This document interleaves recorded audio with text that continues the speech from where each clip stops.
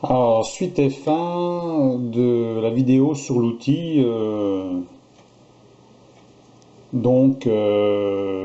La dernière vidéo, j'avais parlé de la poignée et du disque. Là, on va parler de l'usinage.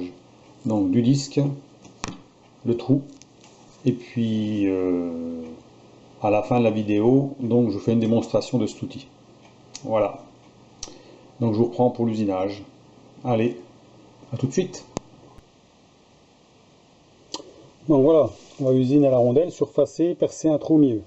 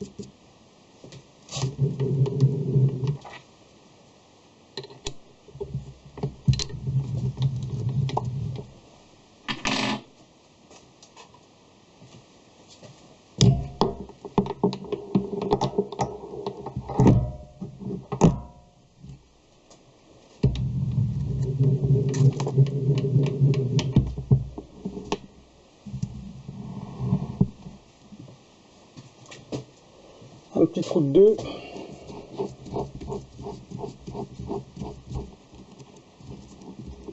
Alors,